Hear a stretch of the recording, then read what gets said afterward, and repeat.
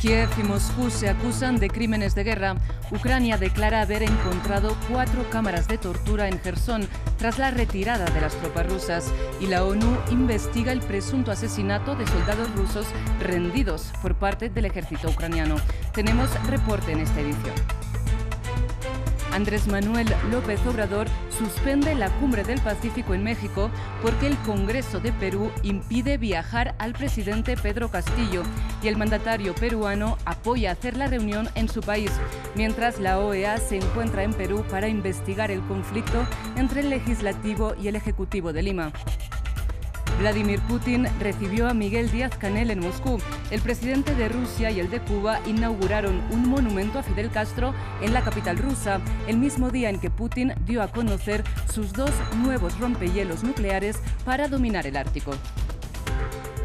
Buenas tardes, bienvenidos a las noticias de France 24 en español. Soy Rosa Pérez Masdeu y es para mí un gusto acompañarles. Empezamos esta edición con información relativa a la guerra en Ucrania, porque Moscú y Kiev se acusan mutuamente de crímenes de guerra. Por un lado, la ONU investiga el presunto asesinato por parte de las fuerzas ucranianas de 10 soldados rusos que se habrían rendido en Lugansk. Las autoridades de Kiev tildan de montaje las imágenes del crimen que, sin embargo, fueron verificadas por el New York Times. Por otro lado, el ejército de Ucrania declaró haber encontrado 4 cámaras de tortura en la ciudad de Jersón tras la retirada de las fuerzas de Moscú. Y precisamente allí, en Jersón, está nuestra corresponsal Catalina Gómez Ángel, que nos reporta sobre la situación de los civiles en esta urbe a pocos metros del frente de la guerra. Este es uno de los peligros que afronta Jersón. En este momento está en poder de las tropas ucranianas, pero solamente cruzando el río Dnieper, que está detrás nuestro, están ya las posiciones rusas. Por eso los constantes ataques que oímos permanentemente de artillería, también se oyen drones y la población obviamente se siente tranquila en el sentido de que las tropas ucranianas están en el control, no tienen a los rusos caminando por la calle esperando que vengan a sus casas, pero al mismo tiempo los sienten muy cerca y por eso el clamor general es que quieren la paz, que sus hombres estén bien, que puedan terminar esta guerra con victoria para Ucrania. Todos dicen somos ucranianos, sin embargo el temor aquí es bastante grande y otro temor que se suma es el de personas cercanas o colaboradoras de Rusia o que colaboraron con ellos en su momento y que se quedaron en la ciudad. Ese es otro factor de temor de la población y también de las tropas ucranianas y por eso también tienen el control de seguridad y de acceso a la ciudad bastante limitado, como se ve también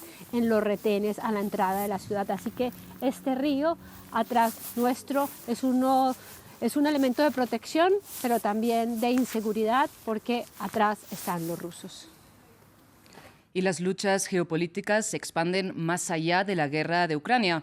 Este martes, el presidente de Rusia, Vladimir Putin, inauguró 2 barcos rompehielos de propulsión nuclear, con los que pretende afianzar su liderazgo en el Ártico para explotar los recursos naturales y abrir rutas marítimas.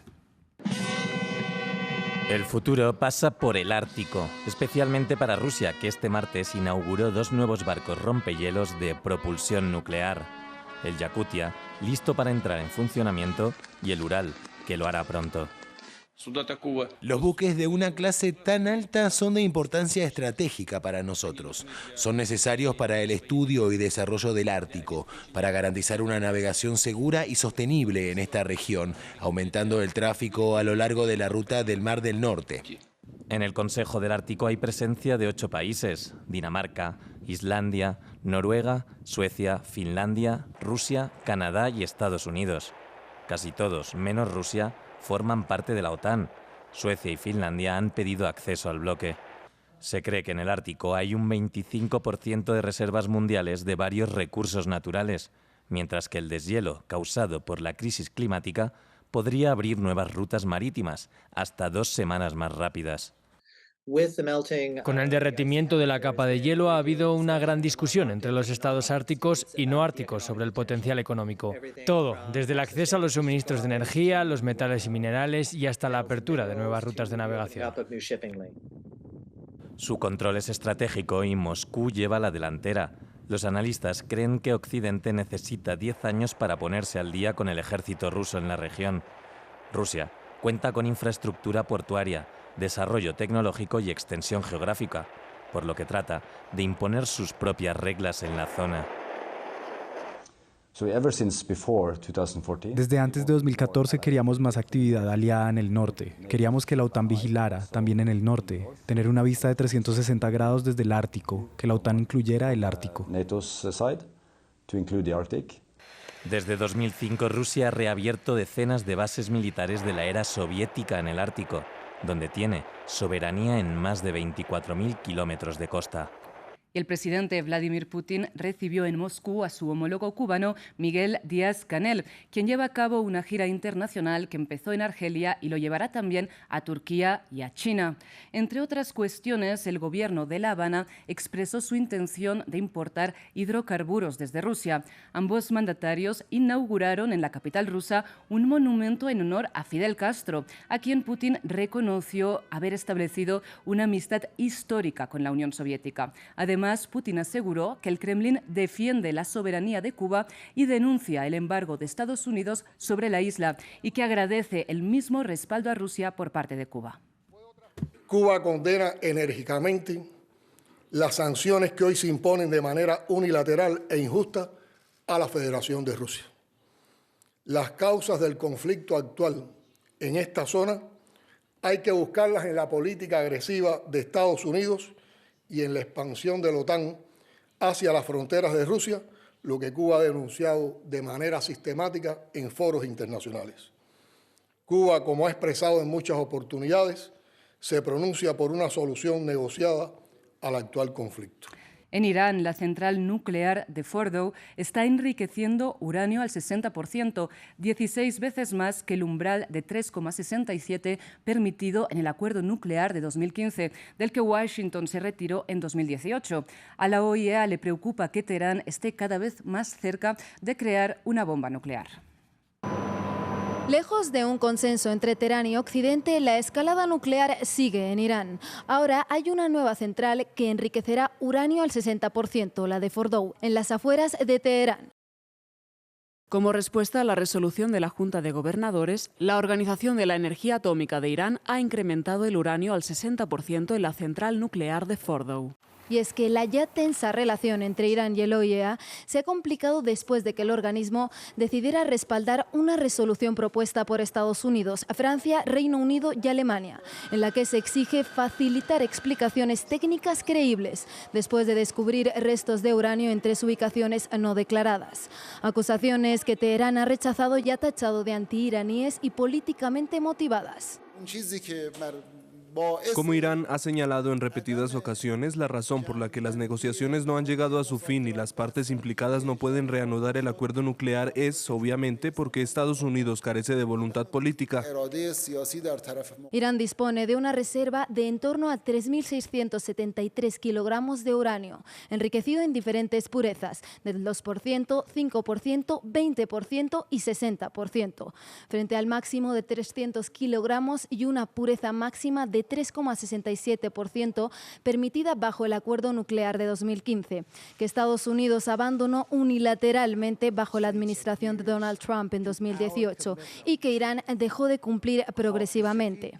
El OIEA asegura que Irán está solo a un pequeño paso técnico para enriquecer uranio al 90%, umbral necesario para fabricar un arma nuclear. Además, Irán ya ha asegurado que no piensa volver a las negociaciones para revivir el acuerdo nuclear si Occidente no retira las acusaciones en su contra. Y China no deja atrás las medidas restrictivas por la pandemia de COVID-19. Las autoridades volvieron a decretar cierres de locales de ocio en la capital tras el rebrote de los casos. Nuestro corresponsal en Beijing, Adrián Foncillas, con los detalles. Beijing sufre el peor brote desde que empezó la pandemia. Los casos han subido en los últimos 3 días desde los 600 a los 1000 hasta los 1400 y eso a pesar de las crecientes restricciones.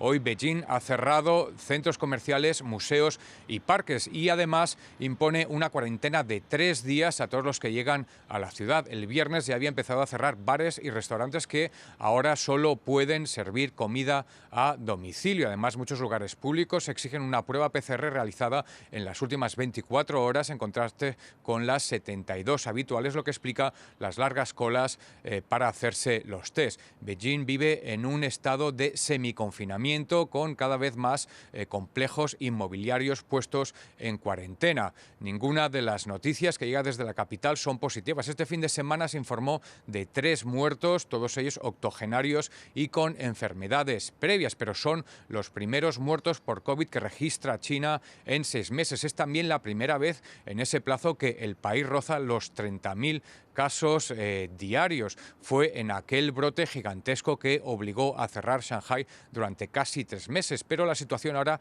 es más preocupante porque los contagios están repartidos por varias ciudades. Es el caso de Chongqing en el centro o de Guangzhou en el sur, que no han podido embridar sus brotes durante semanas a pesar de todas las restricciones aprobadas. El presidente peruano Pedro Castillo da su apoyo a que la cumbre de la Alianza del Pacífico se celebre en Perú.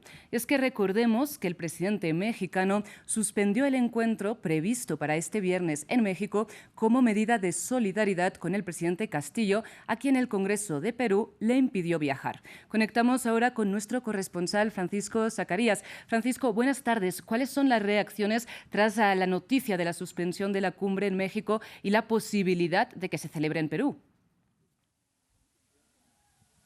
Buenas tardes. Le comento que el presidente Pedro Castillo se mostró muy agradecido y contento de que los mandatarios de la Alianza del Pacífico vengan a hacer una muy probable reunión pronto para entregarle la presidencia pro tempore del bloque regional al mandatario peruano y que después se realice una cumbre de presidentes de Chile, Colombia y México. Pedro Castillo ha señalado estar dispuesto a recibir a los presidentes de la Alianza del Pacífico, los espera con los brazos abiertos si es que ellos desean realizar una visita anticipada en los siguientes días, ha señalado. Hay que recordar que el pasado jueves 17 de noviembre el Congreso peruano le negó al mandatario peruano una visita a México para esta importante cumbre. Esto ha motivado que el presidente mexicano Manuel López Obrador decidiera cancelar esta importante cumbre. Hay que señalar de otro lado que Pedro Castillo enfrenta una crisis política que ya lleva varios meses en este país.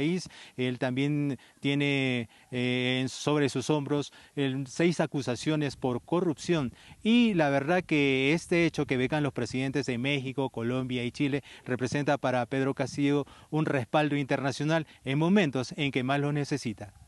Y Francisco, ¿cómo avanza la misión de la OEA que investiga a petición de Castillo esta crisis que usted nos reporta entre el Legislativo y el Ejecutivo?